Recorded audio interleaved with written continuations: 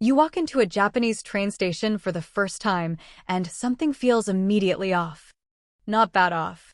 Just different in a way you cannot quite name. The gates look wrong. The floor is too clean. And the train arrived before you even finished reading the sign. This video covers 4 specific things about Japanese stations that Americans consistently misread on arrival, and 1 practical tip that will save you real money before you even board. Number 1. The IC card system, and why Americans keep getting stuck at the gate. In most American cities, you buy a paper ticket or tap a credit card at the subway entrance. Simple enough. In Japan, nearly everyone uses a rechargeable IC card, most commonly called a Suica or Pasmo. You load money onto it in advance, tap in at the gate, tap out at the destination, and the system automatically deducts the exact fare based on distance traveled. Here is the part Americans miss. The fare is not fixed. It changes depending on how far you go. So if you load 500 yen and take a longer trip than expected, your card gets rejected at the exit gate.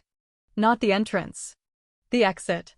You are already inside the system with nowhere to go. There is a machine called a fare adjustment machine right next to the exit gates specifically for this situation, and it happens to tourists constantly. Load more money than you think you need. That is the practical tip, and it matters. Next up, platform precision that has no American equivalent. At most American train platforms, there is a general area where the train stops. You stand somewhere near the edge and hope for the best. In Japan, the platform has painted lines and numbered markers on the floor showing exactly where each train car door will open. Commuters line up in 2 neat rows behind those markers before the train arrives. When the doors open, the rows split to let passengers off first, then everyone boards in order. This is not a rule posted on a sign. It is simply what happens. The result is that boarding takes about 30 seconds per car. Compare that to the scramble at a busy American station, and the difference is immediate. The train departs on time because loading is fast and predictable. Japan's rail network runs with an average delay of under 1 minute. That number would end careers at American transit agencies. Number 3. The station itself is a convenience store, and then some. Americans are used to a vending machine or a sad pretzel stand near the turnstiles. Japanese stations are different at the structural level. Major stations contain full grocery sections, bakeries, prepared meal counters, pharmacies, ATMs, and sit-down restaurants, all inside the paid or unpaid zones of the station. Tokyo Station alone has over 100 shops and restaurants spread across its floors. This is where the comparison to American gas stations becomes interesting.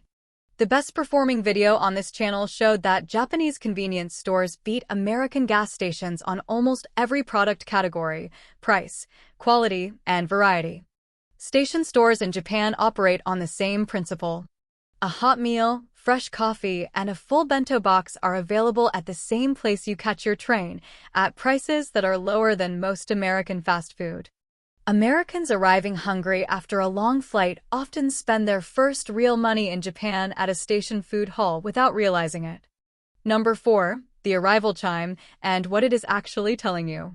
Every Japanese station platform plays a short melody when a train is about to arrive or depart. Americans usually assume it is decorative, like hold music.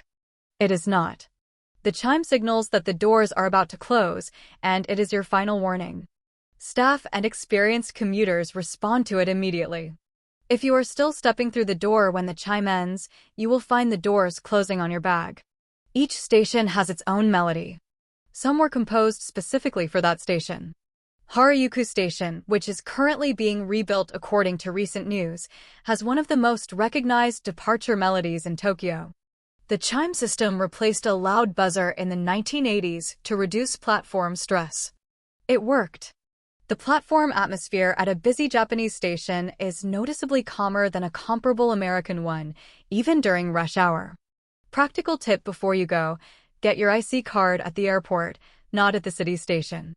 Most major Japanese airports have IC card machines with English interfaces right after customs. Load at least 3,000 yen to start. It works on trains, subways, buses, and even convenience stores inside the station. You will not need to touch a ticket machine for most of your trip. If you are curious how Japanese convenience stores inside those stations compare item by item to what Americans buy at gas stations on a road trip, that breakdown might surprise you more than the train system itself.